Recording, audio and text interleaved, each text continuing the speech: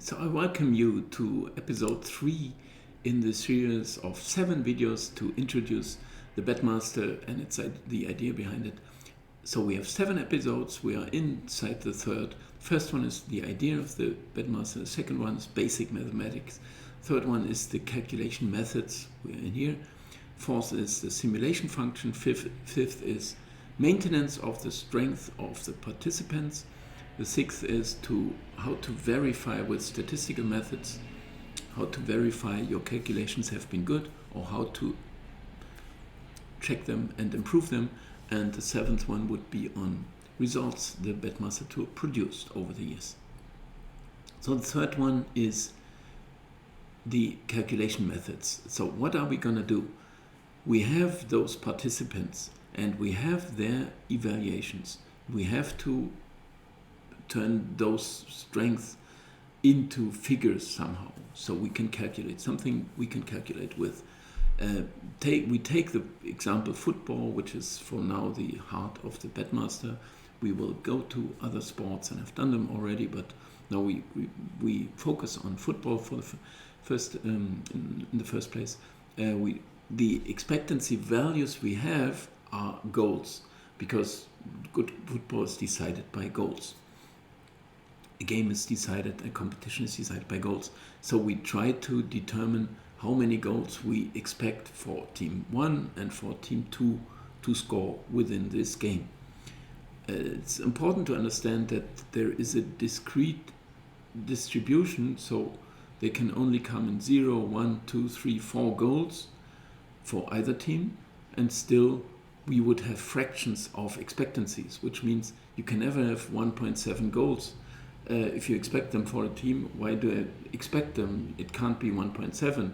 So still those are expectancy values that you have to understand, because after 1,000 times in a simulation, which we see later, it will be 1,700 goals they scored, whereby it's once it's 0, once it's 1, it's 2, 3, 4, with all of them with a given probabilities. And this we have for both teams, and so it's just important to understand that you can have expectancy values which can never occur themselves. And still it's the right way of doing it.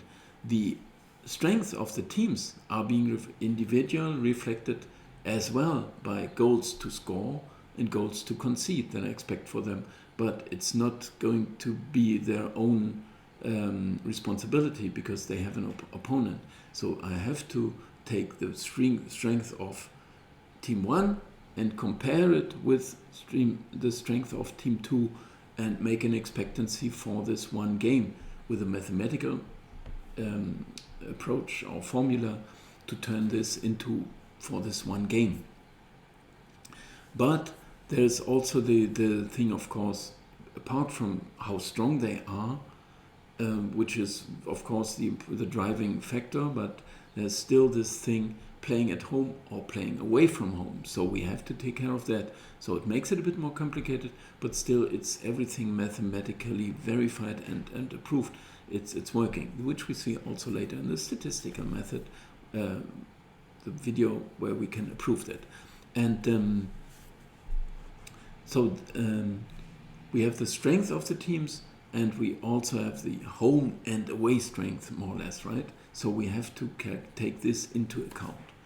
And that's what our basis is. So we have 2 teams. One is playing at home, so we need their home strength, and we need the opponent's away strength, more or less. And to do, we have to find a formula how to make this for an expectancy for this one game. But as I said, that is long-term approved, and I'm not showing all the functions here, but I show later in the statistic part how we can check it out if it's working. And so we have as parameters, we have this home advantage, because we always have to compare this home strength and away strength. We have to compare it with the average in the league. We need those average values to make it those functions work. And also we have the goal average, which is a very important driving factor. Apart from, we know how many goals this team have scored and what they have conceded, but to know what we expect for the upcoming match, we need the comparison for how many goals there will be in this whole competition. Anyway, this is worked out, this is running, and so what it does, those calculation methods in the first place, is taking the strength of the teams and turning the two strengths with all the parameters I mentioned into goal expectancies for this upcoming game, which will, I said it all. Both teams have their strength, they have their home and away strength, and they will be calculated or turned into goal expectancies for an upcoming game. And in episode 4 we will see what I do with these goal expectancies.